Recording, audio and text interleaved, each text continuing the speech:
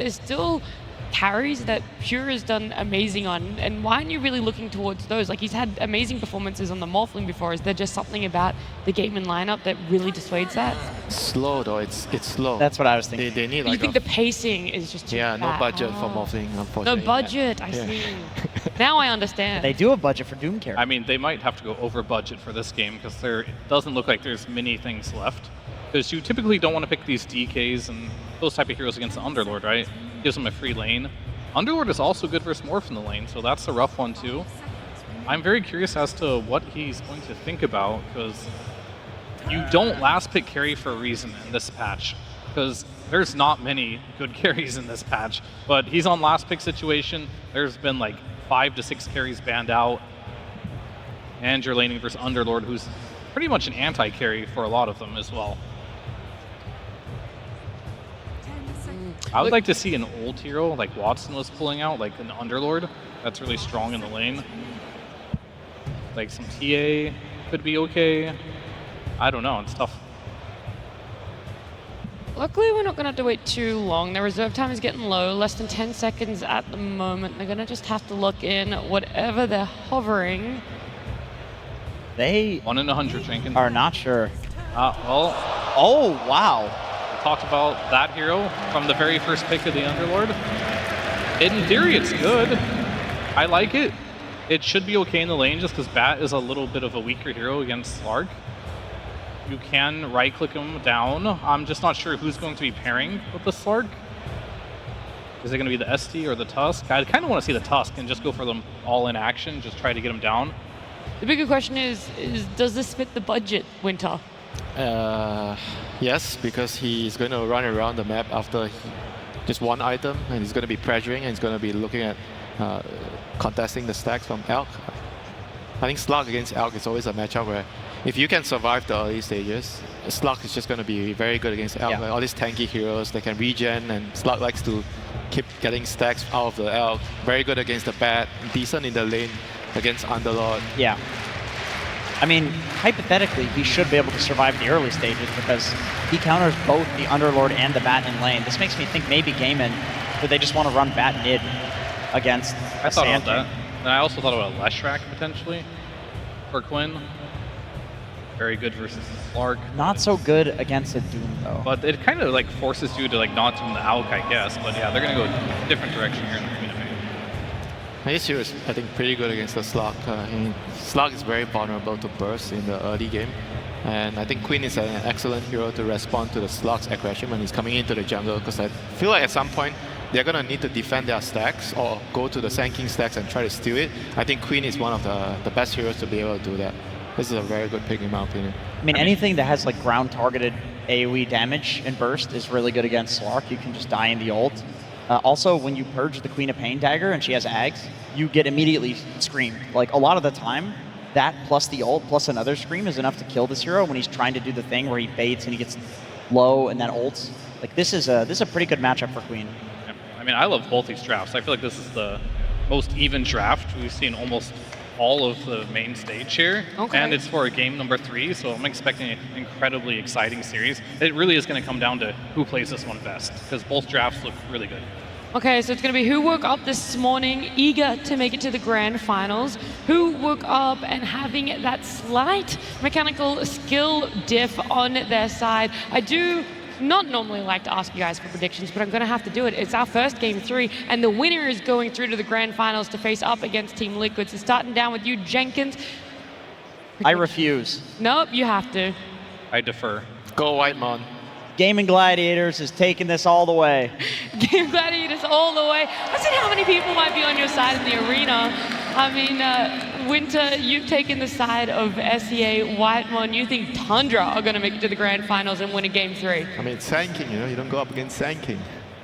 That's true. We've only really seen Sand King fall in 2 games before Fear, but you're going to be the decider for the panel as to what we predict. Okay, well, I'm a carry player myself, and I feel like Pure has really been showing up so far at this event. He picked a hero that isn't easy to play, but can have massive impact. So I think Tundra's going to take this on the back of Pure Slark.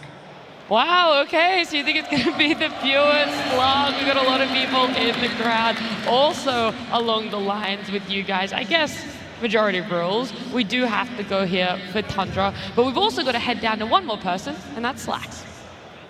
That's right, my friends. Finally, we have found 2 teams that will take us to a game 3. Finally, we've got 2 teams that will give us a show. That is what I'm talking about now. Gentlemen, words between both of you, 2 very incredible coaches who have had a very long journey. I want to give you a moment to have a final word between each other. Congratulations. It is up to you. What would you like to say to your opponent? Thank you for giving me Sand King again. Okay. Any response to that? I think the game will speak for itself. Oh, okay. All right, guys. I know you guys are good friends, so a handshake if you could, and before we get into the match, and any words out there for the fans watching? Let's hope we gotta do this because when we lost the other day, Thompson's daughter was crying, so we gotta win this one so Thompson's daughter won't cry. Any final words out there to the fans in the arena watching here today? Thank you everyone for coming out and watching us go to the finals. Thank you so much. Okay. Good, shake your hands one more time. You guys are nasty. That's what I like to see. Let's get this show on the road, ladies and gentlemen, over to our casters. And thank you to those 2 men and the teams that gave us a Game 3 here in the lower bracket finals. Welcome everybody to GAIMIN Gladiators versus Tundra, Game 3. And we're already going to start off with a bit of action. Both the teams poking at each other as GAIMIN Gladiators had put their faith in one hero, Tundra another. For Tundra, it's the King. And for GAIMIN Gladiators, the Queen. Sand King versus Queen of Pain mid. With the side lanes, just action all over the place. Both these teams fighting for bounties, fighting for position on the lanes already. Another explosive mid matchup, and not one I think Thompson's going to get cheesed out of as much in that first game. And we saw him come back from that. So this is a terrifying hero to give away to Tundra on this player right now. He's absolutely feeling it, looking to repeat that Game 1 performance. And of course, the Queen of Pain, an historic hero for the NA server, as I'm sure he has killed many in MMR. Can't even say that.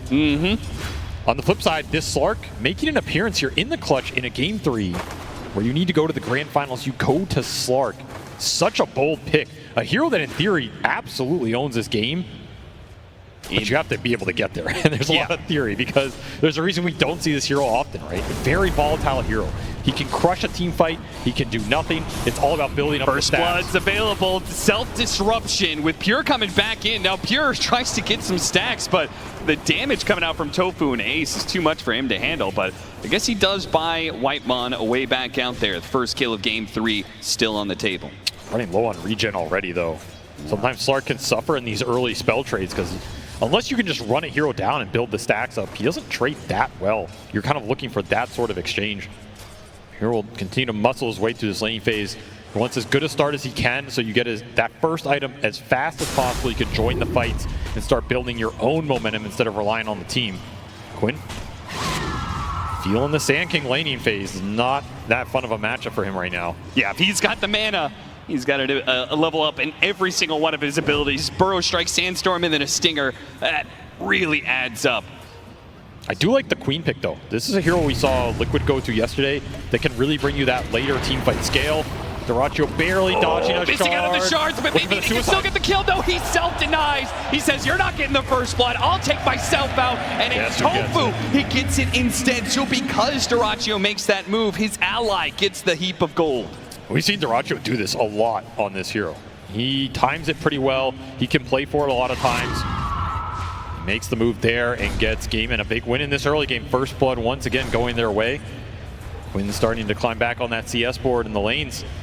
Looking solid for GAIMIN so far. They also went back for this Enchantress, taking it away from Tundra, realizing the strength of this hero in that early game, particularly with what Whitemon was able to do on it. They're going to look to match that early game presence, and it's a hero Celery is super comfortable with here. So I expect if they have a strong lane on this bottom with the Alk Ench, that the Ench can potentially look for the gate rotations, especially if you can put some early pressure into the Slark. Not a hero that generally responds well to being outnumbered in the early fights. Drinking Buddies to add the damage, going for the kill on Celery. Dyrachyo is racking up an unstable concoction, ready to throw it because Celery will survive. And now they're just trying to max out the damage they can push back onto Tundra. Boy, both these teams just getting full aggro here, whether it was through the bounty runes and the little harassments there we've had there. Also fighting for every single CS. Neither team wants to give any free ground in this laning phase, which feels all important. Another unstable concoction, another go. This time heading to Ramses. Ramses doesn't have the scorched earth, the extra movement speed required. Shard separates him, but the burnout of the acid is more than enough. With the help of the Pine Cone, they're going to be able to get that kill and trade out support for core to the favor of GAIMIN Gladiators. GAIMIN will take that every time, especially getting the extra experience on Celery here. Is he going to get this as well? The Siege Shot is going to inbound the back to him. Oh, Zoxa, he has to pop the Fairy Fire. He's cornered, he's caught in a trap, and Celery gets two. Not expecting that one. This Enchantress is already level 4 almost. Having a very strong laning phase here, and I mean, giving Tundra a taste of their own medicine. What a hero. Cone looks on. I mean, if anyone was going to be able to match the impact that Whitemon's Enchantress had in Game 1, it certainly is going to be Celery, who's going to give him his run for his money. Top lane, Disruption goes out. Ace, the target here, the tanky hero. With the help of Whitemon, they might just get him, but there is a lot of damage coming out from this Bat Rider. Meanwhile, did a good amount to Zoxa here, but now he's on the run. Doesn't want the courier, wants to try and live. A flame of trails, but the Shadow Poison keeps on tagging him. A fifth one would probably do the damage. Tries to pull him in, hits that fifth one. Whitemon gets a double. Pure even using the courier just to scout up the hill a little bit. Give his team a little boost. Flip side though, Ramsey's going down again. Celery snags another big kill in this laning phase. This Enchantress already proving her worth. 3-1 start for him. Securing a free farm lane for Dyrachyo at this point. Feels like Tundra just given up on this Alkench lane. Trying to win their safe lane equally as hard or secure comparable farm for Pure here.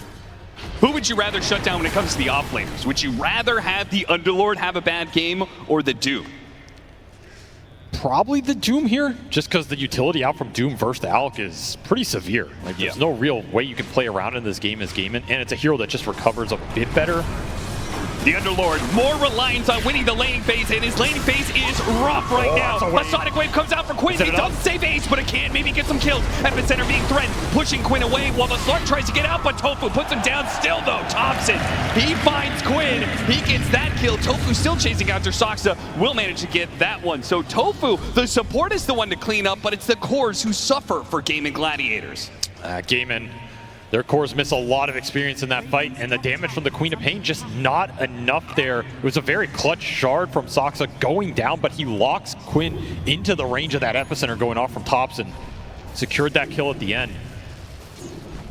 Still have an Alk free farming on this bottom lane, but it does cost GAIMIN's cores some speed and tempo in this game, and boost Thompson back up the Sand King straight to the top here in terms of levels, CS, and almost net worth. He's comparing himself to the Alchemist right now. That is a good sign. I do feel like Sand King has got to be the scariest hero at this tournament. What so many players have managed to do with this hero, whether through a good laning phase or not, just because the recovery found in the jungle seems to be so efficient for this hero. 6-5 now, 7-minute Wisdom Rune spawn. No early contests here from either GAIMIN Gladiators or Tundra. They're too focused on keeping their presence in the lanes for now, especially GAIMIN Gladiators, who still have 3 at this top. Pure made the rotation mid, got a D-ward.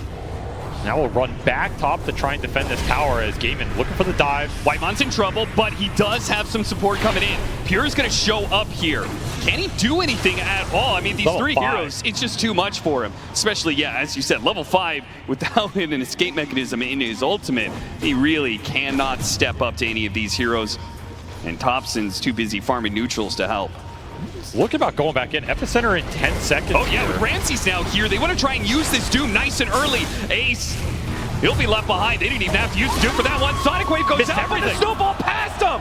He whiffs a big one there, and Tundra, blood in the water now. The little Slark is gonna pick up a kill in Celery and get 1 stack for himself. 4 permanent Agi for Pure already. Not the worst start for a level 5 Slark, but still looking for the levels. He'll get a courier as well. What is Dyrachyo's courier even doing there? I don't know. Well, he went through the gate and tried to get himself his items there, but he instead finds that because of the missed Sonic Wave, that fight It was already done for GAIMIN Gladiators. That really hurt GAIMIN there. You want every one of these early game Sonic Waves to at least land one core kill or win you a team fight there. It just gets nothing in the snowball dodge. And now Tundra get to pressure the map a bit more with that cooldown. Thompson continuing to hunt here. Half HP, doesn't care, wants the Alk. Yeah, Thompson's just not leaving him alone. The disruption set up into the epicenter. Burrow Strike, it's close. A snowball needs a little bit more. And the AoE damage to the epicenter is enough. Thompson don't get burned out. Gets a little screen there from Quinn to finish him off. Soxa, a wise TP out, allows him to be able to bail. They got their kill on the Alchemist, but the GAIMIN Gladiators did get a lot in return for him. Shutting down this Sand King's momentum has got to feel good. And Quinn getting the kill pickup. Boosts his Queen of Pain back up the charts. He needed a big influx of gold like that. GAIMIN supports are doing a lot of work in the early game. They're currently out leveling Tundra. Level 6 is online for the Bat and the Edge compared to the level 5s here. But I will say these snowball saves, the whole series, man. Soxa just putting on an absolute clinic. Just dodges so much every fight. This is going to be a spell that GAIMIN have to play around a bit better than in that game 1. They have a lot of heroes that, if they survive a few more seconds, they can output a ton more damage, right? Epicenter, Sandstorm, the Slark is a big part of that as well. And this is going to be the MO in the fights. Like, GAIMIN have to play through a lot of saves and a lot of disruption on the side of Tundra. You have Slark with Depth Shroud, Disruption, and Snowball save that can all go on this Thompson Sand King on the front line. And while you're waiting for him to come out of all those saves, he's dealing the damage to you. He's wearing you down. Finding the backline in this game would be delicious for GAIMIN. The backdoor hits on these towers do not seem to stop. Whether it's the Enchantress or with some of these other games with like Lycans in the game and stuff, it's just constant. You may have had the waves pushed in, but all of a sudden these random neutrals or wolves or what have you come out of the woodwork and start chipping away at your towers. And that's what's happening to Tundra here. Celery, he's trying to do what he can on this Enchantress to take objectives. He's now prancing his way up to the top lane where Pure, he's going to get some good D-warding going on. That'll help him. Yeah, he's been active, helping out with the wards. So we'll be a smoke bottom with the Queen of Pain here. Sonic Wave back up, looking for the Dagon build-up. Just more burst damage, but you're far away for now. Arcane Rune, however, is what makes this gank extra juicy if you can land it. Tundra playing safe down here, but both supports are here, so they might feel confident pushing forward. Still don't know Quinn lurking in the trees. He almost walking in melee range there of Tofu. And look at Celery mid. He's just pushing this tier 1, trying to get somebody to show on the map, get some sort of pressure in response if this gank fails bottom. He's getting some serious tower damage. No one's responding to this. Tundra taking a defensive stance right now. They want the Mage Slayer on Pure. That's going to be his first item on this Slark. Allow him to go in the fight, be tanky. And finally, he does get his response, but is he going to regret pushing this one? It looks like his heal is just too much. The damage over time from Tundra cannot seem to contest the heal over time that the Enchantress brings. Soxa needs to get a snowball on out of here, and he does have one. That'll get him to the edge of the pit, and he'll walk away. Everybody walks it off. Blink reveal for Thompson, Epicenter on cooldown. Did put the Sonic Wave on cooldown, but that's an Arcane Rune. He still jumps the Queen of Pain, though there wasn't any immediate follow-up. They immediately smoke after that. It seems like it's a poke into getting a reaction out of GAIMIN Gladiators and then a fast move. Where's this move going to go to, though? I mean, Celery saw them take the rune bottom, so Thompson's just going to show. But the second half of this move might catch Darachu off guard. I mean, these are juicy camps to leave. Oh, he's it's so leave close. The courier is leading right to them, but he's going to get through the gate before the smoke can arrive. That's a very clutch play from Darachu. I mean, you would love to stay there for those mini golems and all the Grievel's Grief bonus. Oh, yeah. But just makes the read that smoke was coming into him, and he is closing in on this Sacred Relic. If he doesn't die right now, he's going to have it in the next minute and a half here. Smoke continues on through the gate. Love that play. Using the courier to see if there's anybody else coming through the gate after him. And he sees, okay, it's a Shadow Demon. He loses Courier for it. Who cares? He got info out of it. Enough info that he feels comfortable staying in this lane. It's not just a Shadow Demon. That's not enough to threaten this Alchemist. Will cost his Courier, but can always head over to the shop himself to finish up that Radiance. True. Big decisions for GAIMIN are when do you fight with this Alchemist, though? Are you confident for him to join fights with only the Radiance? Do you want to wait later on for a BKB timing, something of this nature? And where's your defense against the Sand King going to come from? Ace is building a first item pipe. It's going to be a little slow here, though. Mid tower is going to die here. Celery just trying to make sure that there's no chance of Saksa getting a deny. Good use of the enchant to give him the extra damage, quickly taking it. 30 seconds left till another round of Wisdom Runes. We've seen a lot of action around these. We'll see if GAIMIN Gladiators or Tundra want to try and make a move. There's a lot of Blink Daggers coming out and on the map right now. Ramses also went for first item Blink on this Doombringer. So you have double Blink up for Tundra and a Blink coming out for Tofu on this Bat Rider. A lot of initiation power on the map right now. Both teams want to use it.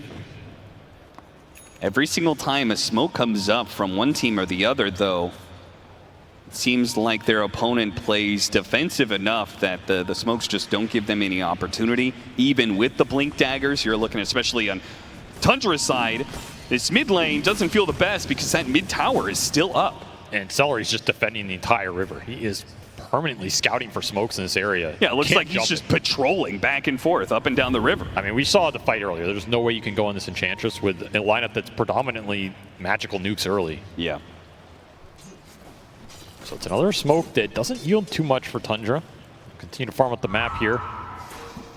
But I don't know if this Blink Dagger is feeling too good for Ramses right now. Like, you're probably going back for Midas on this Doom regardless. Could have had it running this whole time, right? These missed jumps for him. Going to cost him some time. And the flip side, GAIMIN, they're going to try and use this blink on the Bat Rider to find a big core target. Would love to find Pure straggling somewhere. But again, they get scanned out. Another defensive play from Tundra will dodge this smoke. Yeah, it was right as the Dagon was picked up, so they really did have a chance to be able to blow up the Slark. And Nighttime also hits here. Yeah, that makes things a lot harder. Gets his vision advantage, will push into GAIMIN side of the map. Tundra swarming around this tier 1 top. They would love to find Alchemist.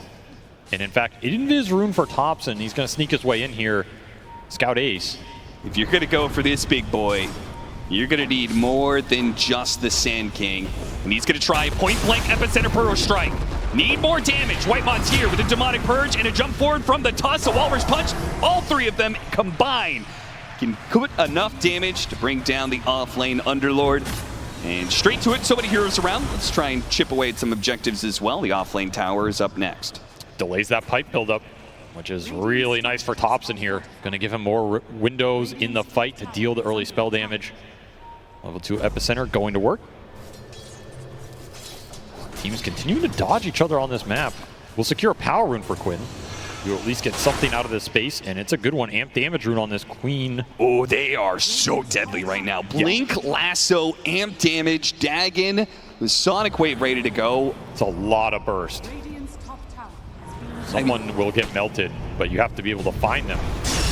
And he got Thompson. Whitebot trying to close the distance to get disruption. A Burrow Strike puts him in range. Now they hit it, but it's not like Quinn used many spells. He saved the Sonic Wave for the second part of the fight. Hit Thompson, the amp damage, almost getting a snowball, pulling him out. Oh no, did Thompson manage to get away? What a save from Saksa!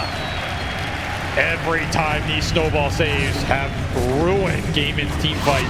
Now it's ruining their Kangs. Another Sonic Wave down the drain. Sure, you picked up Whitemon, but that is not the target you were looking for. They brought everybody to that. Brought the Alk, used the gate.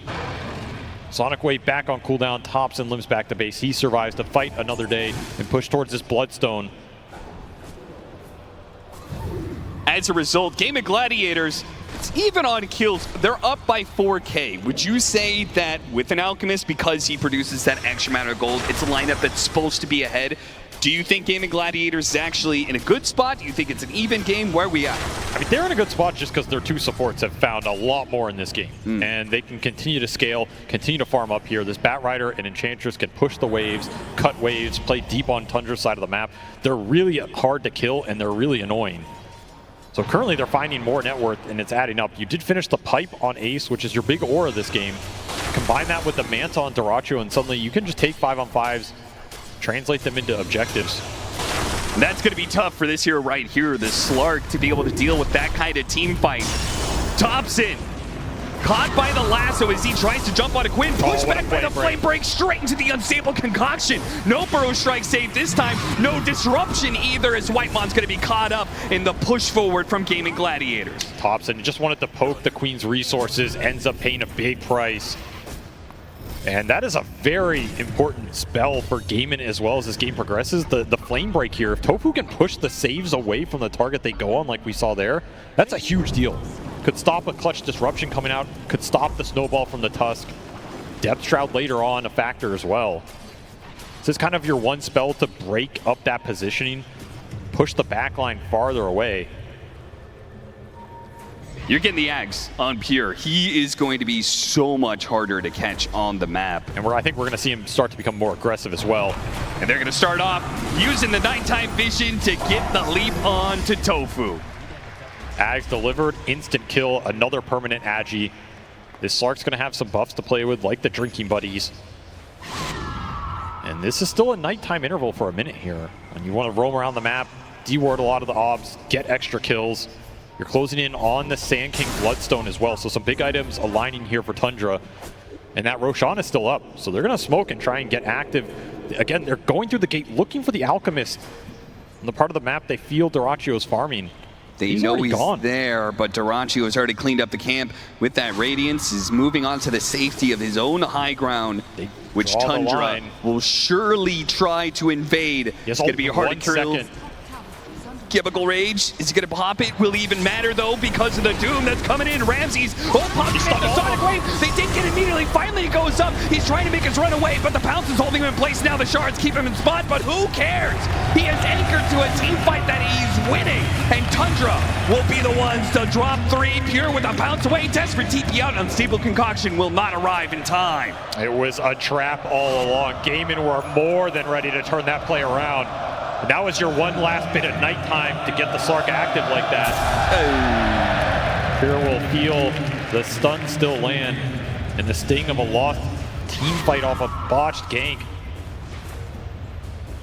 And that is scary. 10,000 net worth lead for GAIMIN Gladiators. Tundra, I mean, they've had it 3 different times now. You know the big team fight push is going to be coming from GAIMIN Gladiators soon. It's just when they feel like the Alchemist is strong enough to hit that high ground, and it really does seem like he's approaching that territory. Radiant, Manta, soon to be BKB.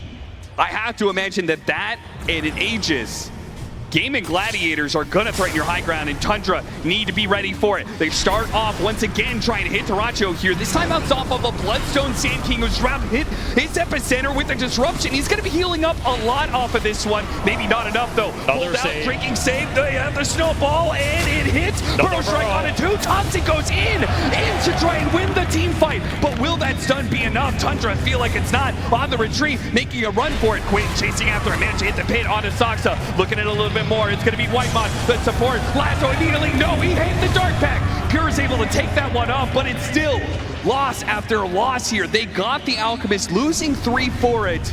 Avery, how does that break down? It's just not a worthy trade. You needed more in this fight, but it's a fight you're playing without Doom. It just takes so long to bring Duracio down. You had the Bloodstone active on the Sand King. When he's disrupted, he's not healing up. Just an awkward situation for Tundra. They don't have that big ult online. It's not nighttime for Pure. Doesn't get to play a super long fight that he wants to and build up the stacks. You end up losing your tier 2, losing 3 heroes. And the story of this game has just been the supports for GAIMIN. They're continuing to find so much net worth here. Celery rolled the Grove Bow as well, so this Enchantress is a huge damage threat. Ooh. And he is absolutely massive, level 13. Going straight into his own Dragonlance here. Even scarier. Tundra ever get caught in a lasso, so much burst damage, whether it's the Queen of Pain or this Enchantress. They could do a lot. But Tundra, they still have some answers to the Alchemist, and I think that's the thing that really intrigues me the most. They've got Doom versus Alch. Like, surely that has to be one of the best answers you could ask for against this carry hero, right? It is 100%. You go in, you Doom this Alch, the Slark starts hitting him, you throw down Depth Shroud, Disruption, Snowball. That's the type of fight you're looking for, and then all of a sudden you get a 5v4 where all your heroes are still full HP. That's why these supports for GAIMIN are the real X factor in this game, because if you can make some more cores out of them, you end up in situations like that where even if you kill the Alchemist, GAIMIN can still win the fight. Yeah, too many threats, right? Yep. And that's the type of lineup Doom does not enjoy playing against. So while his target's clear here, it's not a guaranteed teamfight win. And Quinn, he was able to find a lot during these last few skirmishes. 4-1 and 8 now on this Queen of Pain. Shiva's done. It's a big item here, a very obnoxious item for the Slark. There's the BKB timing and straight to the Roche pit for Duracio. Lines up perfectly. Daytime Radiant Roche, hard for Pure to contest. Dyrachyo with a nice BKB timing here. He is very fat. GAIMIN feel like there's no contest available for Tundra. Do you agree with that? I mean, it's doable. Like, you have your Blink pipe on Ramses. He resold the Midas for it. You have your Blink on Sand King. Oh, it's such a hard decision to make. They could have gone for the pit, but they're opting not to, playing defensively for now and maybe waiting for GAIMIN Gladiators to push into them. And you can see, I mean, they're really well set up for it right now if the push does come. But as it stands, they're going to be playing a 6 versus 5. Do you try and stop this momentum of GAIMIN Gladiators you're building up now, or do you try and stall out the game like they did successfully in Game 1? I don't think you fight them head on unless they go high ground. I think you try and rat the map, look for pickoffs, wait for this clock to roll over into another nighttime interval where Pure can give you more map control. I think GAIMIN are just going to push the lane, though. Like, this is what this team always does with this type of advantage. And they just picked up an Ags on Ace. This was one of the faster Ags I've seen on him. Kind of an unconventional item on Underlord before you have some of the other auras. But a second pit off this gate could really debilitate the backline for Tundra and just make Quinn's life easy. If everybody's rooted for the entire duration of the fight, this Queen's just going to do an insane amount of damage. It also makes like these high ground engagements easier, right? If you're sitting in a fixed area and that fixed area has double pits around, maybe even a triple, depending on how close he is to the fight, could be really annoying for Tundra. And for Pure. Like, jumping and fighting into these pits. Yeah, you can dispel some of it, but eventually they snag you. Darkpack's only going to do so much. You really need a BKB. Something he's not going to be rocking for quite some time. 18-11, a 16,000 net worth lead for GAIMIN Gladiators. Can we hit the nighttime interval? It's the big question in this game. Can Tundra hold on? Can they find a way to win a team fight? Get themselves back in this game. Blink daggers are online. They spot Thompson thanks to a high ground ward and pull him back into his doom. It's a lasso chain stun combination. Thompson still managed to get off his bloodstone. Oh, a disruption dodges the sonic wave. He's going to come back out. Can he survive though? Not a chance. Dyrachyo just doing too much damage. Your saves are not enough. It's just a momentary respite until the sleep comes for you. The death. 4 down for Tundra, straight back to that tier 2. And you can feel the ball is rolling for GAIMIN Gladiators. Tundra gotta feel the pit in their stomach. This overwhelming advantage that GAIMIN Gladiators is building up may be too much for them to surmount. Pure just can't find his point in these fights. Like, there's no stacks to build up. The fight's over too fast. Someone's getting jumped. You're expending all your saves. But it's just saving a Sand King who comes straight back into death. Not enough sustain, not enough firepower. This out BKB is king of the fight right now. Even with Doom online, like, there's just no Doom to get thrown out there. It was a nice jump from Tofu off that high ground ward. Tundra know it's there, but the damage has been done. He'll push out of the base. Nighttime hits. Pure can lead the charge. They're TPing bottom. They want Dyrachyo on bottom lane. He's isolated. Ramses knows it. It also means that Dyrachyo doesn't have much health. Oh, he missed the stomp! He still managed to get the Doom off, but it's after the Manta. Thompson's coming in with some extra damage, though. The Doom just means all this regen is just not working for this Alchemist. Maybe, though, they can still get some exchanges. Maybe they can still keep him alive. Even the pipe might. No, he takes out on the last what can one. Pure do? Pure comes in. Can he do this? Because Thompson, he needs a little bit of heal. Fortunately, he got the shard from Pure, helping him out. Pure needs to use his own ultimate now, and he's going to stick around trying to still finish off this Bat Rider. They've got him. Saksa, he snowball saved. Yes, he gets him inside of it. But back inside of the pit, you're just stuck in the same old muck and mire that you were in prior to the disruption, prior to the snowball. Again, they kill the Alchemist, but the trade-off is just against Tundra.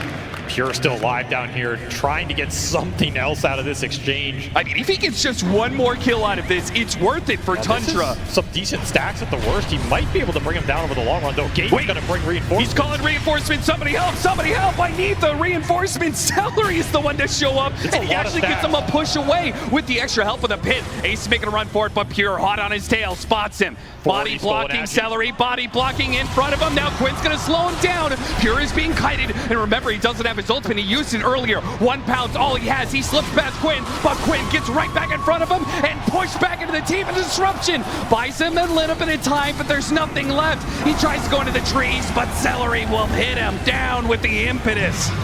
The gate always signaling Tundra's doom as the reinforcements come, shut down that Slark despite building up 40 Agi stacks. Pure cannot fight through everything. They do lose a Queen of Pain Ags on a courier. It's a big courier snipe. Removes a lot of the net worth from this push, but there's just so much. And these pits are absolutely ruining the Tusk in the fight. Soxa cannot blink. He can't get in deep in the fight, doesn't have the blink yet. Can't snowball save anybody. That is the snowball save that just might work, but once again, the pit is going to catch him, but he got his target out of there. Ramsey's making a run for it. Meanwhile, Age is about to expire for Quinn, but he's going to dive into this tier 3 area to pick up that pesky support that has been such a nuisance in this series. Soxa's Tusk, still though, the buyback immediately uses. Looks like Ramsey made the call. He wanted to jump in. He immediately got silenced though. Once again, his jump just does not grab GAIMIN Gladiators fully. Still going to try for it though, off of the pounce. Whitemon gets grabbed, managed to force down to the low ground. Both a disruption and a save from Pure. Whitemon, he is backing away, so is Soxa. Tundra just on the edge of a knife. It feels like they lose one more fight, and that GAIMIN Gladiators push is coming, but they don't die yet. And Pure looking to push his advantage, knowing the GAIMIN Gladiators have run out of certain resources. Again, the silence comes in. Uh-oh. Anything here? No, they managed to stop him from getting through that bait with the Burrow Strike. Is it good though? Dyrachyo with the Shivas out. They have an unstable Kakashi managed to hit him with the Doom though. Ramsey's got the carry in the Doom. Where is the follow-up though? Pure's trying, but it's just hitting Ace's Underlord. He is a big, tanky man, but he will be whittled away by this Slark bit by bit. They managed to get him out. These constant retreats from GAIMIN Gladiators not giving Tundra what they want out of it. They're just so close to winning a fight, but they can't have it. Another 30 stacks built up on this Slark, but can't convert it into anything as GAIMIN just walk it off. They walk off the Doom. This Ace Underlord, he's giving up a lot of stats, but ultimately he's too big to bring down, and these pits just keep slowing down everything.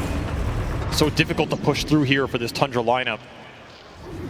They need their next set of items. They need more sustain in the fight. The Shiva's guards for the Doom and the Sand King, they're thinking about 2 of them here. And BKB for Pure, that would make a huge difference. That would allow him to commit in once he builds up the stacks to actually stick on a target and bring them down. Do you have time to get there? That's the biggest question against GAIMIN. Do you have the time? This next Roshan's going to be coming up shortly. And of course, a lot of that was without a huge item on Quinn. He lost that Ags on the Courier. It's only respawning now. So he's effectively got, almost 5 or 6K net worth between that and the gold he has that was out of this game. Yeah. That's going to be coming back now, and that is a scary thing to think about. That Orchid really paid off for Dyrachyo in multiple instances, and now it's even more dangerous. A Bloodthorn. That is something that Pure's going to have to keep his eye on always. Smoke up from GAIMIN Gladiators. It's a scary item for the Slark, and it's been obnoxious for Ramses, who he's been caught a couple times on the blink and just getting silenced before the Doom comes out. Yeah, GAIMIN will smoke. Look for somebody farming the triangle here. So close to evening out the Ord advantage. The Shiva's on, the Queen of Pain don't have it on the Sand King. They find a pick. This Shadow Demon is a great target, and even if it's a support, man, he is just these constant disruption saves. They have to be able to address the backline first in order to break Tundra, and they found one, but are they going to get anything off of it? Currently a Mud Golem sitting in the Roche pit, so GAIMIN are opting to stay on this side of the map, try and angle for that Radiant Roshan. See when it spawns and go straight for it. Amp Damage Rune for Quinn, hits level 20 as well.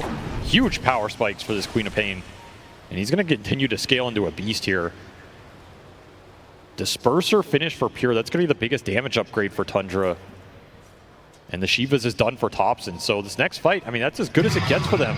For a while. They're going to have to make something happen with what they have. How do you set up this team fight for Roshan? You got to get a Doom on the Alk. Maybe the Queen of Pain is good enough, one of those two.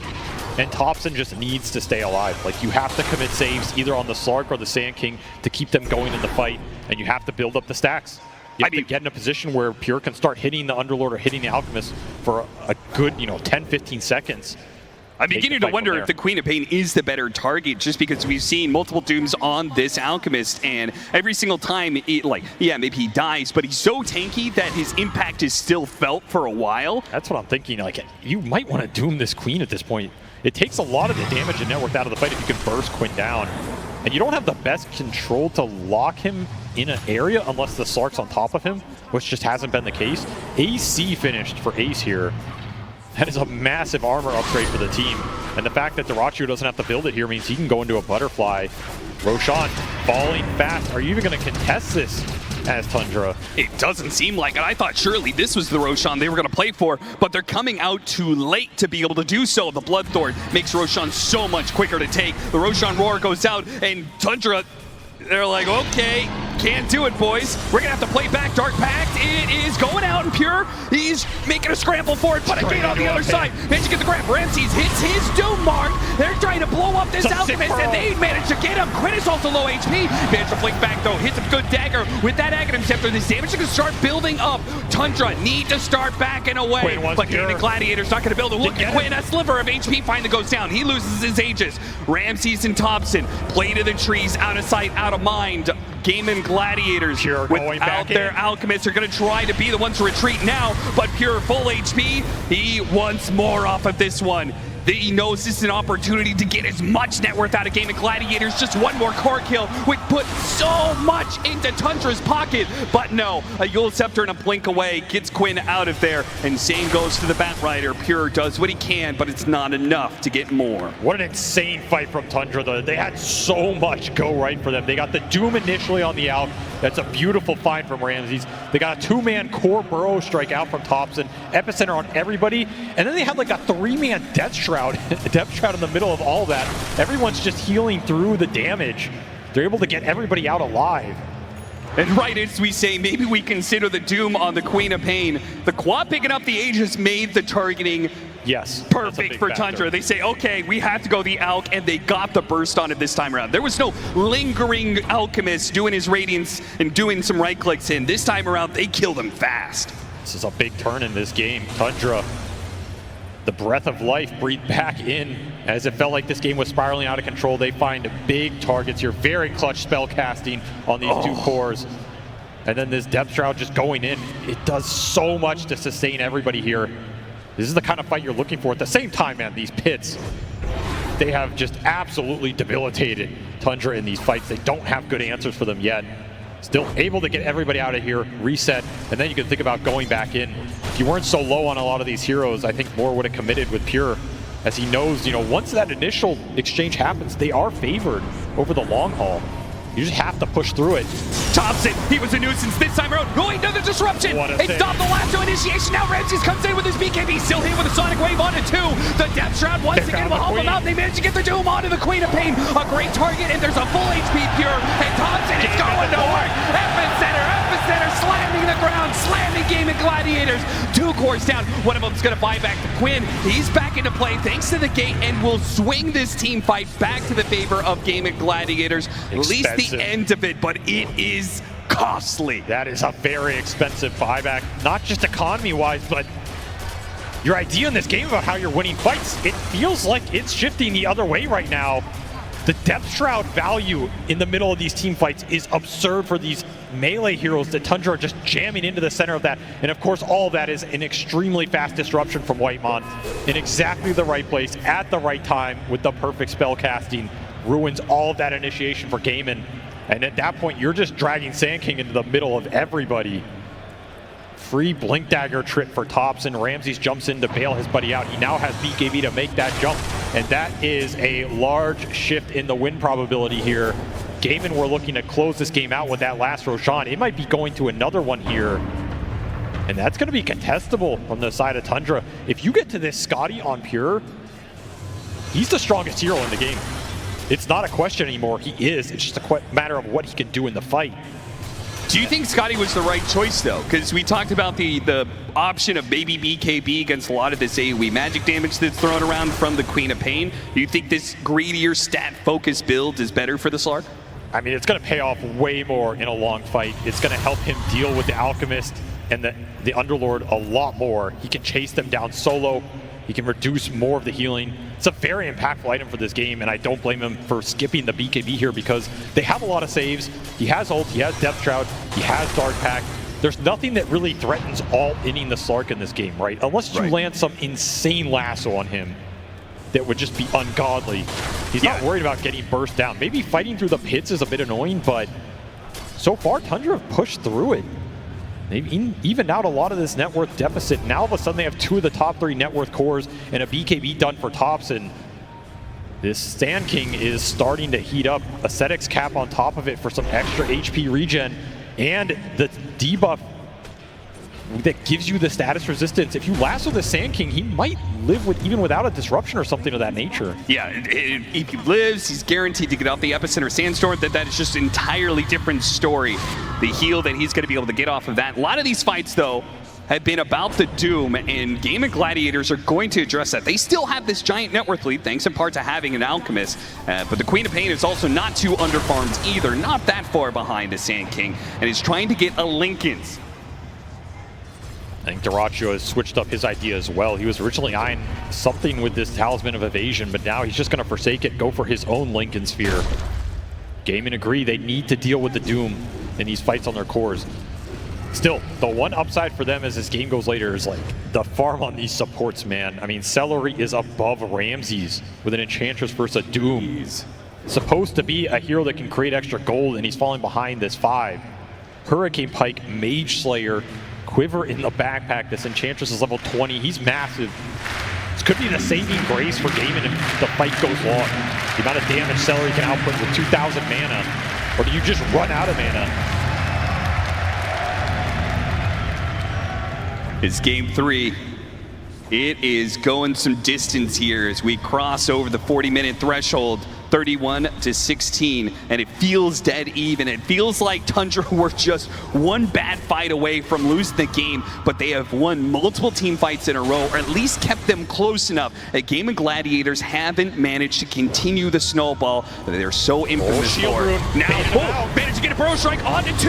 They bait out the Power Rune to go for Quinn. Quinn's going to be able to get away before the pounce lands from Pure. Missing that one. The Epicenter finds purchase on nothing, and as a result, Tundra quick to retreat after using multiple spells and items. Cooldowns are paramount for them to be able to win these fights. They have to give way to GAIMIN Gladiators now to make the move.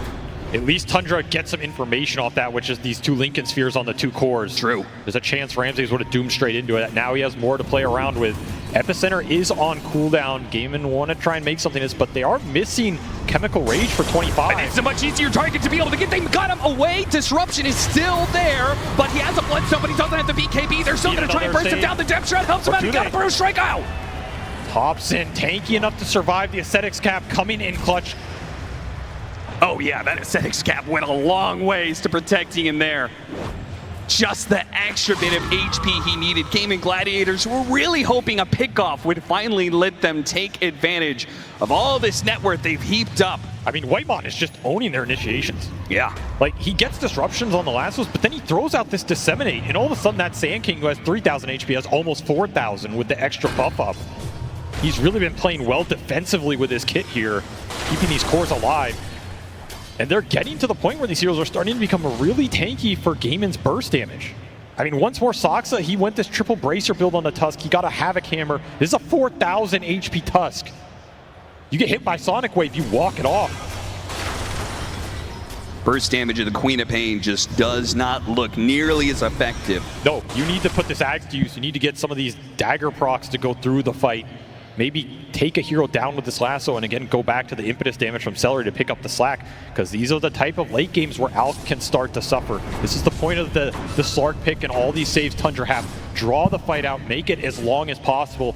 Maybe that Chemical Rage goes down. Maybe you're doomed on one of these big cores. I was going to say, you were talking about the Queen of Pain making use of this Axe, but you're proposing trying to draw a team fight out against a Slark. Is that even possible to win? It's tough. I mean, what did it in that mid fight was the buyback on the Queen of Pain. You don't have that. You don't have it right now. You're missing a lot of them on the side of GAIMIN. You can abuse this gate to bring people back in the fight, but you need the second life to do it. Right now, Ace is the only core with that buyback on the GAIMIN side. And for the first time this game, we're going to see a clash in the Roshan pit for contest of the Aegis. As Roshan is about to spawn, Tundra are the ones in position first, and GAIMIN Gladiators will have to be the invaders here. And Ags on Dyrachyo, he wants to pool it to somebody, but it's not gonna. Is it gonna be here for this fight? They're going to need to wait a bit more. Celery showing himself, just having a poke at Thompson, showing off some of his damage. Gives it to Quinn, and Quinn immediately buys BKB. So they want this Queen to be as strong as possible for this next engagement. They might have to wait for this Courier to bring the BKB now. It's a little awkward, but you're not losing any ground here, and Tundra aren't doing Roche. I think a lot of this fight, can you find the Shadow Demon? That's what feels like the piece of the puzzle here for GAIMIN. Can you find Whitemon, take that Thompson, out? they still got him despite the burrow strike. What a lasso, pulled him out of the saves. Still though, Thompson, no, BKB Bloodstone is not gonna be enough. Media buyback though. Can he get to this fight in time?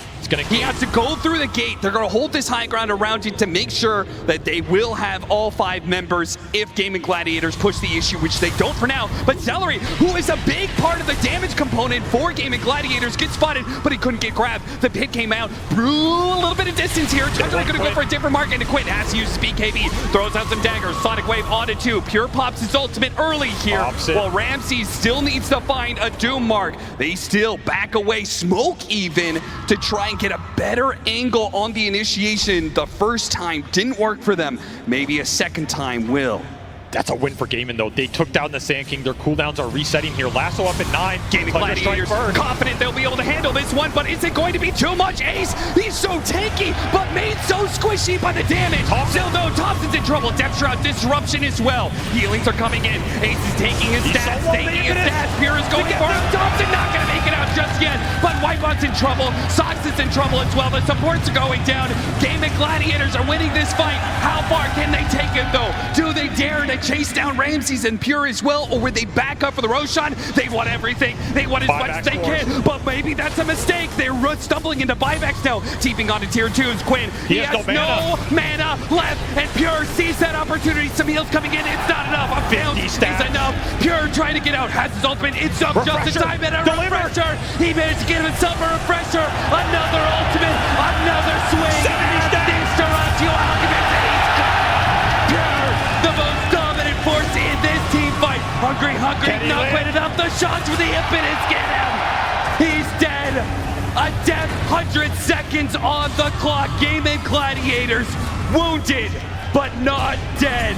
Will take as much as they can from Tundra. They'll force another BKB out of Ramses. They'll go in deep. A lasso pulling him back. How many spells do they have? Dieback. Oh my god, a dieback for Ramses. How many heroes did they kill in that team fight? GAIMIN Gladiators just kept it going. So much damage done from Quinn here. The second life is what wins GAIMIN that entire round. The refresher on the Slark was so timely from Pure, but he's just running out of resources. He runs out of mana himself, and the impetus shots are what bring him down. Celery dealt the most damage in that fight of anybody in the game. This Enchantress expends his entire mana pool to secure a teamfight victory right when GAIMIN need it. And they will claim their teamfight victory in the form of Barracks this year, but despite all the diebacks for Tundra, they're not out of this game. And Whitemon, he's killing some waves on the map. They will still have a chance to turn this game around. A lot of buybacks on cooldown here as we go into this next team fight. And Roshan, he is still on the map. Switch to that dire side. Switch to the upper half. GAIMIN Gladiators may have used some big buybacks, but they are going to get so much for it. 2 lanes of Barracks, and they still have a chance to back up and take Roshan off. They won, or they gotta go for the throw. Quinn has made the call. He wants Megas. 7 seconds. 5 more seconds. Can he get here in time? Doracio and Quinn have to wait out a glyph. This is a risky push. Seconds are crucial. If you die Can Thompson get his initiation? The Alchemist Illusion right now is stopping his blinking, so it's up to Pure to make the jump instead. He hits the Queen of Pain, but to look at Doracio, he's focused on the objectives. He realizes this isn't going to be good enough. Their damage isn't good enough. Now they have to try and get a retreat, but Alchemist is in trouble. Doracio has to pop his BKB. There goes the epicenter. Thompson slowing down these heroes, trying to stick on top of anybody he can. It's going to be the Celery Enchantress. No, he gets 4-staff defensively. Gate comes out from this Underlord. That is not a force they want to contend with when they're not sure if they damage anymore. That is such a risky push by GAIMIN. If you get caught on the retreat there and lose heroes, that could just be the game. You have to remember this Queen of Pain has no buyback for 5 minutes. Ace has no buyback for 4. Doracio can farm his up right now, and I think that's what he's trying to do. But Tundra, they have one more shot. It'll be an Ags for the Sand King. Oh man, that is a huge pickup. You believe in the Stinger procs. The extra damage. He's not 25 yet, still missing that big talent. Trying to use the Thompson gonna be able to find this opportunity to bring this game back into play for Tundra, or GAIMIN Gladiators take them out in this third place spot. A little bit of a poke there, but not enough to commit. Neither side feels good about the fight. They retreat to their own corners. Pure. God, you want to fight while it's nighttime, and your other lanes are going to push in right now if you're Tundra. Like, you could end up in a situation where your tier 4s are being threatened. Dyrachyo can bots to your base as well.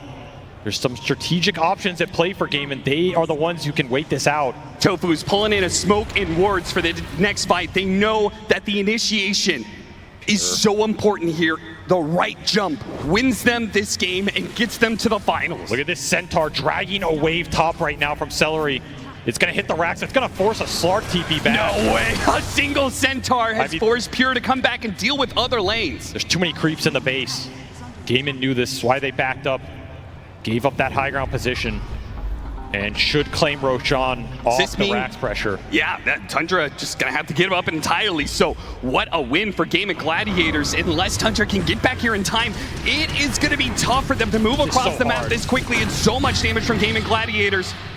Does Pure actually want to contest this? His supports are so far away on the map. They're brown boots He's playing entirely solo, trying to go for a seal, and an Aegis. He will find nothing. And now he's in the pit. Now he has to make a retreat. He has no more pounces left, and he wants to wait out this one and then pop a refresher. He's got 3. He waits for his team. Thompson finds his entry. He goes for the bat right on Sonic Wave, puts them all the way from the bat, and he ults. He might just be able to get off the lasso. Going for the Doom. Managed no, he got blocked by the Lincolns. Ramsey Sutherland finds it still, though. The Sand King is in the midst. Dyrachyo with his BKB. Pure is going for it and hits the back line. Managed to finish off the Underlord. No comeback from him. 2 dead. They've got the numbers advantage. Do they have the damage? They've got him.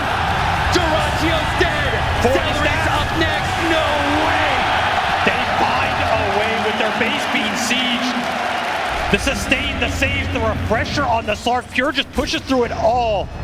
And these stacks are going to last a long time. He has the level 25 talent. These essence shifts stay up forever now. Tundra found Tofu at the start of that fight, and it made a huge difference. None of them were getting lasso jumped.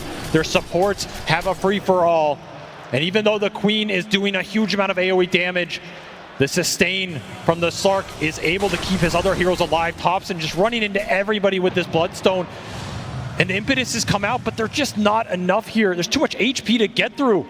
It seems like Tundra were the ones to be able to kite back and forth, making it so GAIMIN Gladiators aren't able to focus one target down, and as a result, they cream GAIMIN Gladiators in this fight. Despite the Aegis advantage, despite everything they got out of the Roshan pit, they cleanly won that one and pull back this game perhaps into their grasp. They were down over 25k going into that. It looked like nothing as Pure slices them up. They will claim a tier 1 mid at 51 minutes in this game. Goes to show how much Tundra has scrounged around the map, trying to find whatever they can, whatever gold they can, whatever experience they can, and just draw the game late and later and later. And now, 51 minutes in, the GAIMIN Gladiators that we're looking at 20, 30-minute high ground pushes are getting stalled. That time is long gone. You are now stuck in the late game. This is where Tundra thrived, the late game mechanical ability of their team fighters. Level 25 has now arrived for Thompson as well. He's rewarded for his presence in that team fight with a big talent for this hero. Huge damage upgrade.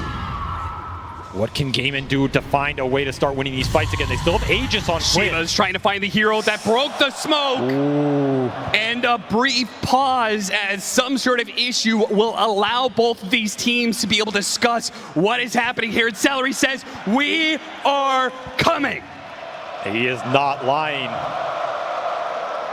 So much of this fight rests on the Bat Rider initiation and what Quinn can do with 2 lives here for GAIMIN. You have to find a good target in this lasso, and the Queen has to start getting these daggers up on everybody. The back line, that's the name of the game here for Tundra. Can you protect your supports? There's an Ags on this Shadow Demon. He has double purge, double cleanse, by the way. Something to think about. Another reason these long fights are just so favorable. Your cores start getting demonic purged in the middle of it. It's so much damage for Dyrachyo to deal with.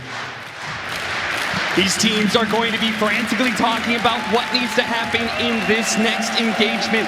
GAIMIN Gladiators so confident, despite losing the fight around the Roshan pit. They say run it back, and they think they're going to be able to change what happened in that last engagement. Somewhere between the Lincolns and the single target spells, there is going to be a difference in the last team fight, but will it be better for Tundra or better for GAIMIN? I feel like so much of their damage is coming out from this Enchantress. Full MKB done for Celery. He's almost level 25. Like, he has to be able to find his mark in this fight. Quinn has to be able to find his mark. This Alk is almost becoming a second thought. Yeah, it almost feels like he's just a punching bag for Tundra to distract from the real damage dealers in Quinn and Celery. And what did Pure just get delivered? He delivered a full BKB. 50 minutes in this game, he finally opted to go for it. So he has 9 seconds of debuff immunity. I mean, double ultimates and a BKB. He's God in this game right now. Absolutely untouchable. It's not a question of can you bring this Slark down, it's how much is he gonna do in the meantime while you're trying to kill anybody else. Hopefully, Whitemon will be able to figure out his mouse problem soon, and we can get this Game 3 on the road. But in the meantime, Copenhagen, how we feeling about this Game 3 right now?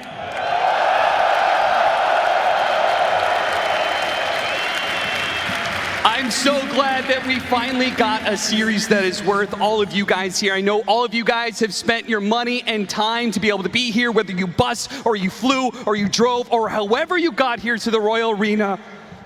Thank you. Thank you for coming out and supporting Dota. Thank you for watching the best esports in the world.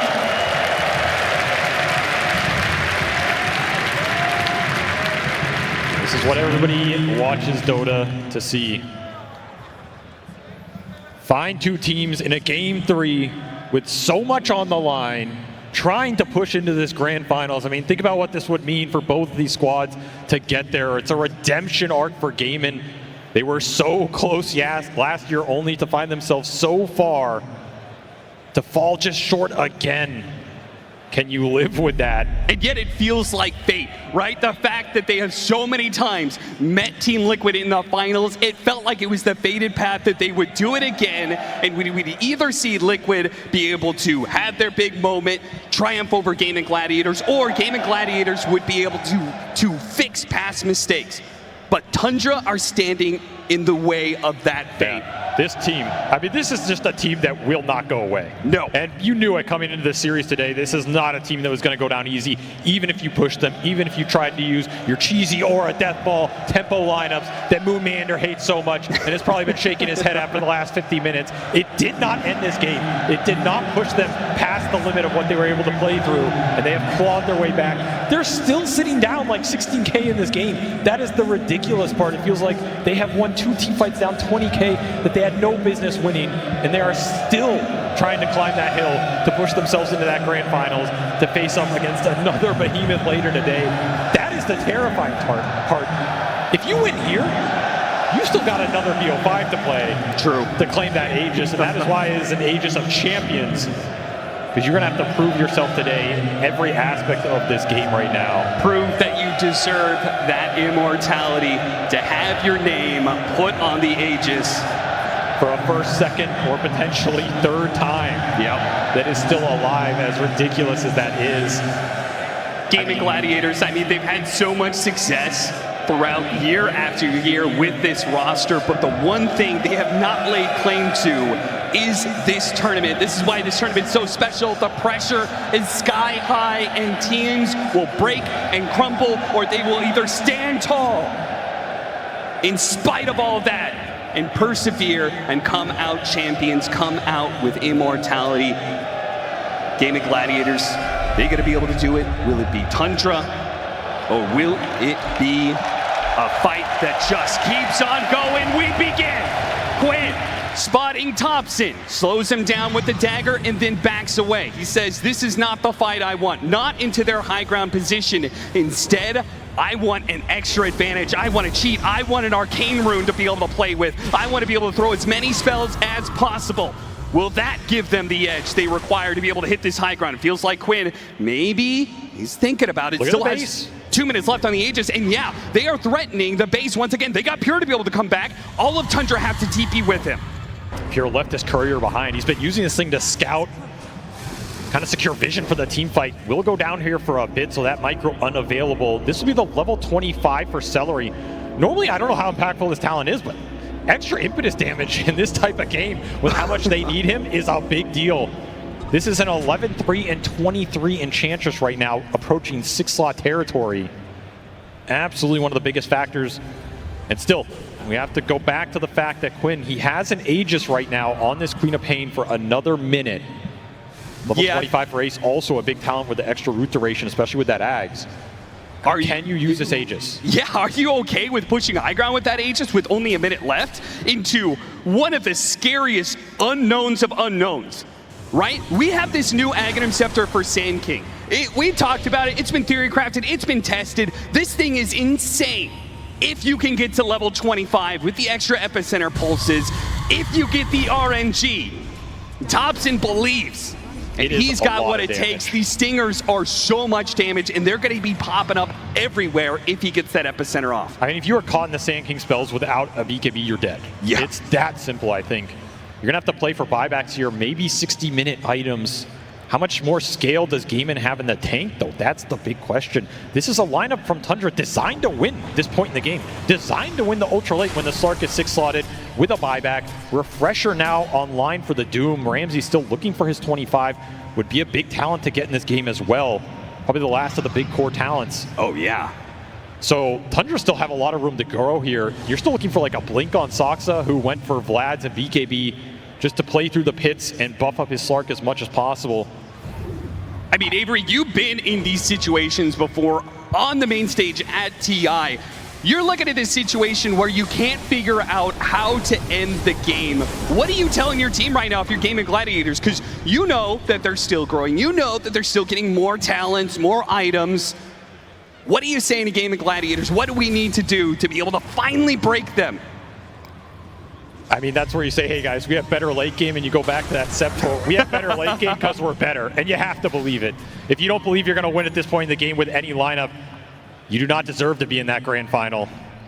Taking it on faith, perhaps we're just going to wait all the way for another Roshan, all the way to tier 5 items. And more importantly, 10 buybacks. We are currently at 8 out of the 10 right now. Right. Topson dips a little bit below, but he will have his up in this game. Yeah, Ace doesn't have his simply because he had so much gold. He actually bought himself a BKB and still almost has it. Just needs to farm a few camps to be able to pick it up.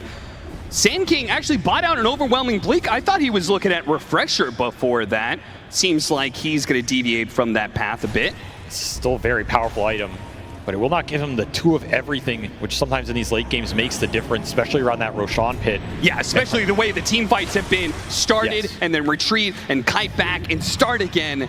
And especially when people have buybacks, right? Yeah. That second round of spells and items counts for a lot when you have to play 5 into 10 potentially to win the game and close it out here. And that's a great point, because we are going to be talking about buybacks in any of these late game fights, but especially around a Roshan pit that is going to be on the dire side unless things stall considerably. It is a later Roshan. We still have a minute 20 to go, but it will be firmly on the nighttime side where the Dire have control of that outpost, something that they could play with their buybacks a lot easier. We're also seeing more of these Ag Scepters start to get pulled. Duracio, he's pulled 2 of them. Can start to add these up. Like Tofu, he got his own Ags now. This is a double lasso territory. Yeah, what happens if Soxa or Whitemon are too close to the target they're trying to save and they get caught in that initiation? Could be huge. These lassos have meant a lot in these team fights as we go down the stretch. We're approaching the 60-minute mark as well. You have to start thinking about these neutral items. Go back for the Midas once more on the Doom just to secure him instantly. Ramses, he's smoked. He's looking. Yeah, they're baiting out Topson right now. And look, even the Celery just won't stop, man. He knows that every little bit of pressure could matter. And he's also going to be breaking the smoke. He realizes, managed to get the 4th staff away. Tundra too scared to take that high ground fight. They don't know what lies above, and they will call it quits for now. But Celery just continues to remind you, hey, don't forget, that we were leading control of this game. Don't forget your 2 lanes of barracks down and just win 1 building away from Megas. I mean, that could be a route GAIMIN consider. Like, if they don't feel like they can win the straight up 5v5 anymore, you have an Underlord. You can gate to the enemy base in a clutch situation and try and just all in it. Biggest factor for Tundra is maintaining that glyph. But this game really could come down to some weird base situation like that. Especially if Tundra commit buybacks to a fight, they can't get back to defend the throne. Look at Thompson. Situation you have to think about. He knows it's not going to just be a 5 versus 5. It's going to be a 10 versus 10 when this fight breaks out. So wherever the fight does happen, they need to be able to have boots and travels. They need to be able to have bots too, specifically to be able to get to the fight instantly. It's the biggest factor here, and not a lot of heroes are going to have a bots 2 slot that they want to free up. We're looking at Pure right here. I mean, he's approaching that true 7-slot territory if he eats an Ags and fills it in. He went for his own nullifier here. He is absolutely deadly. He's going to stick on a target. There's not much you can do to prevent that damage coming out, other than your BKB durations on GAIMIN. You have to pop them at the right time. Secure yourself that life. I mean, eating an Ags, he could still eat a Moon Shard. There's still more room to grow. And also level 30. We talked about level 25 talent, what they picked up, but we may see the full talent tree being grabbed for some of these carries. And Slark is particularly scary when he is full up on that. Once again, they push out, trying to take control of this top left part of the map where Roshan is going to spawn, and it's going to come up in 5 seconds. There's only going to be a minute of nighttime here, where Tundra feel really good about the fight and really good about their position to take Roshan. If not, it will go to the other side of the map and will go under GAIMIN Gladiators' control. And they are not immediately taking that Roshan. So we should see how Tundra are playing this map right now. There's creeps pushing in the waves. It's going to be Thompson on creep wave duty with that bots 2 Sand King. He has buyback available. In fact, all 10 buybacks are now available in this game. At this point in time, it seems like the teams, I mean, we've seen Aegis fights that actually do not go the way of the Aegis holder. Maybe it's tier 5 items that are more important. 20 seconds till we get picked up. So in that discussion, what are the biggest items you could see on what heroes? Start praying to Gabe, right? That you get the good drops that you want. I think in general in these late game scenarios, you want an Arcanist armor on somebody. But some of these big support items can make an impact. The cores, I mean, Giant's rings are always nice. It's got to be mirror shields if you're GAIMIN Gladiators, right? Super value. I mean, how do you play Doom against just mirror shield after mirror shield with Lincoln's on top? Is this an unwavering condition game? Probably not. I think we'll rule that one out. First mirror shield gets picked up. Celery takes his. I could see Searstone for some of these backline supports like the Shadow Demon. Stygian Desolator could be a big one, but yeah, you're looking at mirror shields here. There's an Arcanist armor for you on the Sand King. I like seeing cool at least choice one of for those. him. Duracio's trying to min-max his, he takes away his boot slot. He needs some extra movement speed. He takes force boots. That's a big one for him. The slot's really valuable, the extra move speed in the fight. Ace, is it going to be an Arcanist armor on his side? Will it be a Giant's ring? Another mirror shield, this time for the Queen of Pain. Oh man, how does Ramses do this? Force boots don't know. Instead. Ace also got his own force boot, so you have 2 mirror shields to get through between the Queen and the Enchantress. Tofu is still waiting for his. See what he opts for here on this Bat Rider. The flip side, mirror shield for Pure, you're gonna have to cut through that. I don't know how he's dying anyway, but you have that plus the Arcanist Armor Sand King to fight through so much resistance. Bat Rider's opting, I think, to hold on to his Timeless Relic because he feels like, Searstone. He takes Searstone. Is he actually swap it in? He does. Okay. That's big. That is a lot of cast range on this hero. Oh my God. You're looking at this lasso now. This is an Ag's lasso as well. Tofu's initiations just got way easier. And this Searstone active is no joke in the late game. You throw it down on a random spot after a scan or something, or the Roshan pit. You see a hero, you jump in, you get that lasso. That can decide everything right now as GAIMIN smoke into the pit. They're missing Celery a little bit, but these waves are still going to go into Tundra, so Thompson always has to show in the base. Still Tundra. They're just going to man up for Roshan here. Yeah, look at Quinn. He is getting close to the pit, and Shivas reveals them inside of the Roshan pit. Pure getting a couple of stacks here, throws out the nullifier, got a BKB out of him. They're in a deep corner here. Does GAIMIN Gladiators like where this fight is being positioned at? They go for Celery, mirror shield blocks of it. Nice Sonic Wave, hitting on a 3. But still, Celery's in trouble. He's broken and he's dead. Ramses refresh, looking for another Doom target here, but they're fighting into buyback with the outpost territory. There it is, buyback on the Celery. He's going to be coming in soon. They got Quinn locked down. Another one dead. 1 into 2. Tundra, can they get more? Daracho sees his opportunity with the buyback coming in for Quinn.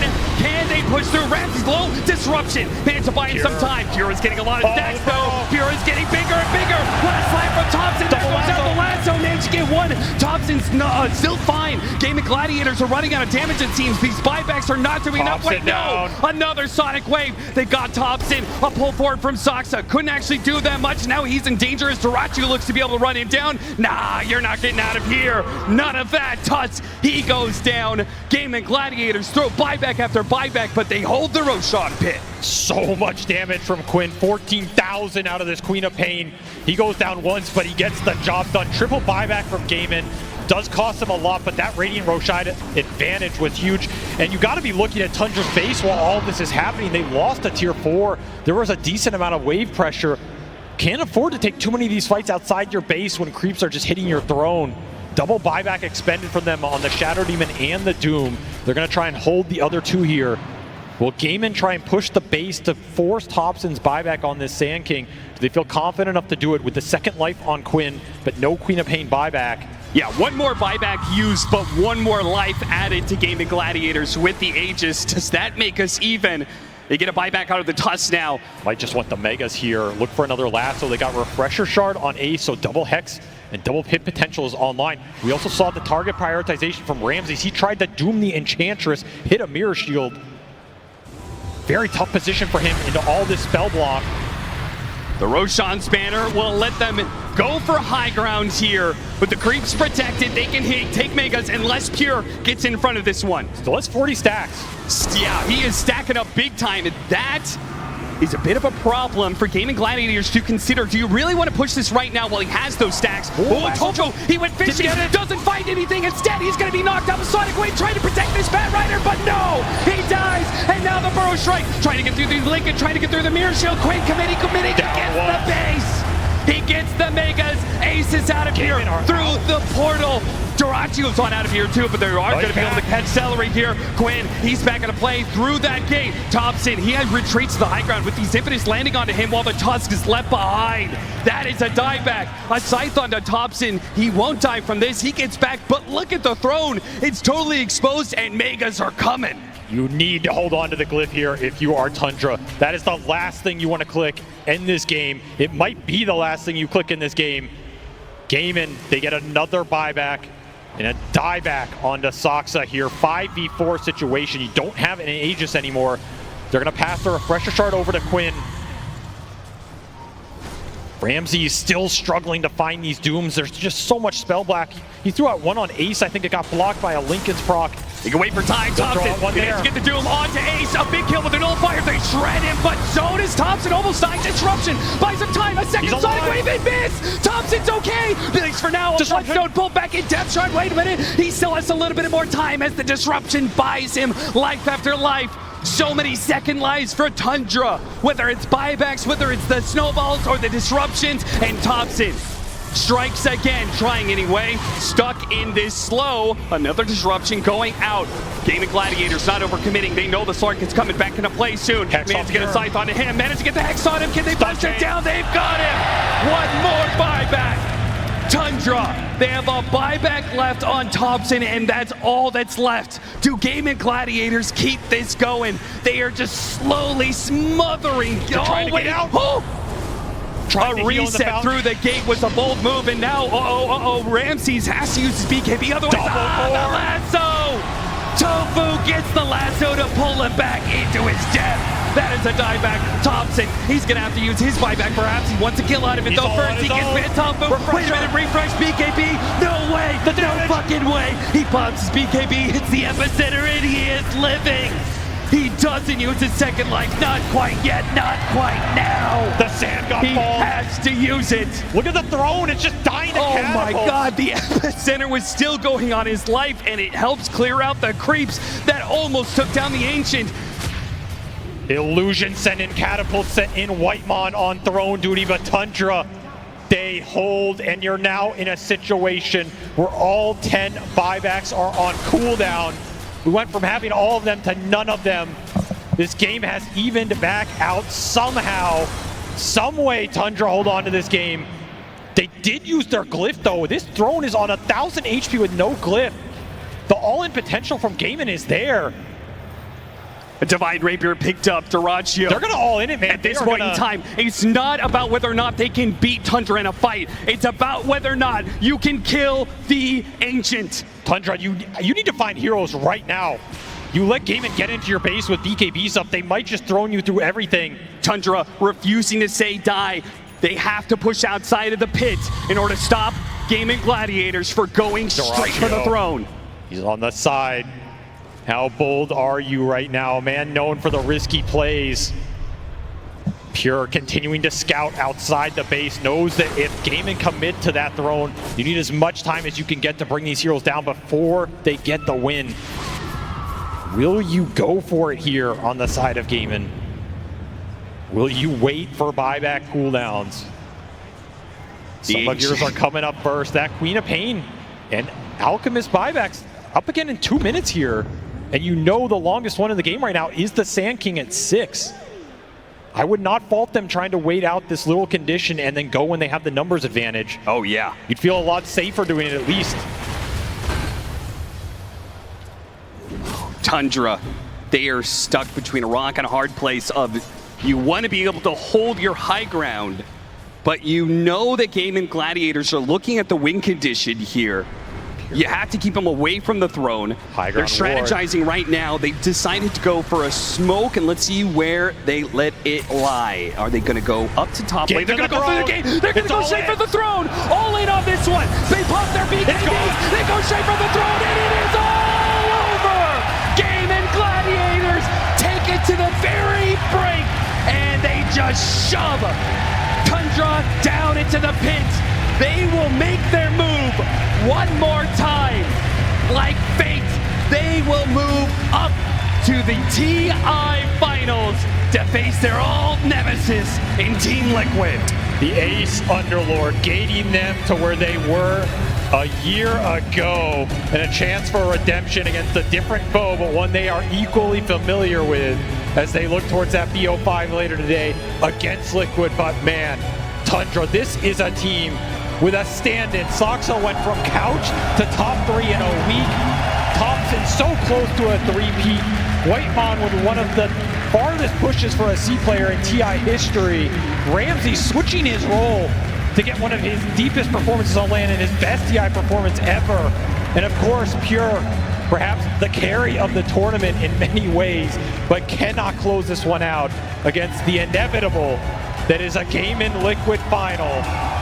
It just is fate. You cannot stop these grand finals from occurring. As much as Tundra tried, they pushed, a run through TI that was full of the improbable, but ultimately you couldn't stop it. It was impossible to stop GAIMIN Gladiators in Liquid. Some things are just meant to be, Austin. They will go on until the cycle is broken or someone breaks the wheel. And so far, no one has been strong enough to do it. Well, I am hoping that we are going to have a fantastic grand finals ahead. Tundra certainly gave us one hell of a performance, though. They are going to exit out of 3rd place. GAIMIN Gladiators, though, the grit on these guys, how have they managed to do it year after year like this? They have a grand final appearance ahead of them, and we can talk to what that means to them up on the main stage. GAIMIN Gladiators will be your back-to-back TI Grand Finalists. And playing in front of his home crowd, we have Ace. The nerves, the tension, how was that playing one of the best games in TI history in front of the home crowd here? Yeah, I'm a little bit bamboozled right now. A little bit bamboozled. All right, well, let's break it down a little bit. What's the communication like? You're trying to go for the base. You keep on trying. They keep defending. They keep on fighting. Who's keeping the calm in the team? It was definitely more intense than usual, but I'm kind of proud of my team because I feel like it's not super screamy or full panic. We're still keeping it together and making good decisions. Absolutely, good decisions were made for sure. You played against this team 2 days ago. How did this series compare to that one? I think they adapted well to our first series. They put up a fight like numerous times here. I thought like we're out in this game, you know, like you get the thought sometimes. And like this series was just crazy. One of the biggest, most crazy series in my career, probably. Absolutely, I mean, we loved it though. We absolutely loved it. What a game from you and both of them. Obviously, Tundra now eliminated. Do you have anything to say to them now you've taken them out of the tournament after such an incredible game together? Wait, do I have anything to say to who? Tundra. Oh, to Tundra. You guys played really well. Like, I think you guys are just amazing team. Like, you almost got us like it could have gone either way. Like, yeah, sorry boys, but well played. Well played indeed. A round of applause for Tundra, of course. Now, I do want to ask you about something in that game. Throughout the tournament, in fact, you've been spamming a certain voice line, school. What does it mean? School!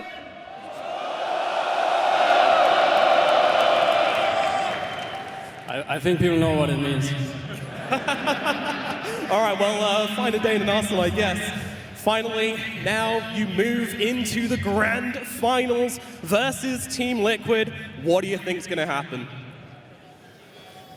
History always repeats itself. The 3-0 prediction then? 3-0, we'll see. Let's make it a bit more entertaining.